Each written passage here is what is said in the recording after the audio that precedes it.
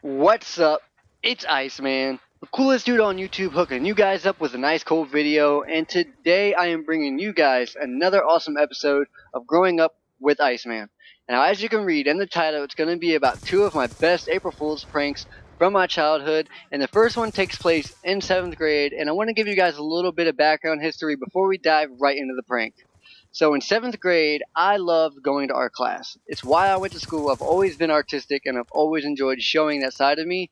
So when I started going to this class, even my teacher noticed my abilities and would ask if he could put my artwork in the school display, so on and so on. So there was a certain project in class we had to do, and it was awesome. I never missed a single day during this time period just so I could finish my project, and my teacher noticed that too because I actually missed a lot of school. But anyway, so on April 1st, I said hi to my art teacher and I walked into class, and I had a couple friends in class I was talking to, and I happened to see a metal trash can with a bunch of empty cardboard boxes sitting on top of it behind my chair, and immediately thought of the most epic April Fool's prank ever. So I climbed into the trash can, had my friends cover me back up with the cardboard, and I waited and waited. Mind you guys, I was one of the shortest kids in my grade, so this was very, very easy for me.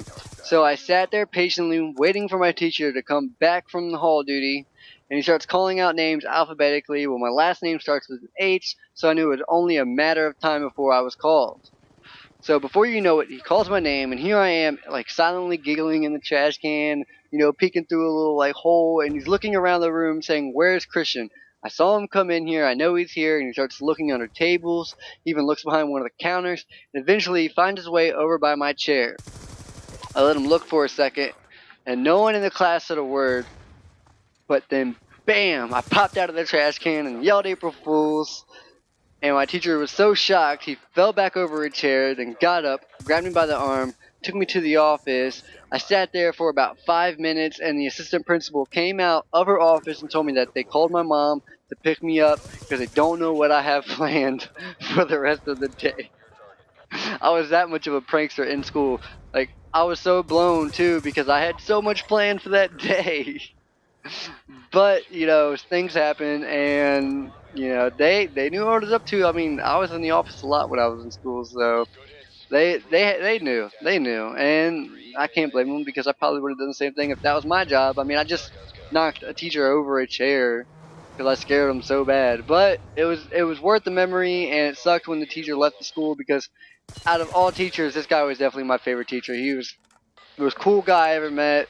I mean, there was the project at the time we were working on, he even gave me extra clay to do because the idea of a project I had was so freaking epic and so awesome. He wanted to see it get done. So, you know, he's really cool with me, and he was definitely a motivation for me to go to school. Too bad he didn't motivate me enough, I guess, because I ended up getting kicked out of school from so much pranks. But anyway, guys, on to the next one, which is pretty epic but short at the same time. So one day in the 9th grade, it was the night before April 1st, and I told my friends I was having a party and to meet me at the local movie theater. Well, they got there before me, and 2 of my friends were with me, so I told them not to spark anything up until we got there. Well, when we got there, we could smell it, so instead of walking around this patch of trees like we normally would do, we decided to cut straight through it and scare them. I told one of my friends to turn on his flashlight when I said to, and I told the other one as soon as the light comes on to say, "Frederick County Sheriff's Department, put your hands where I could see them."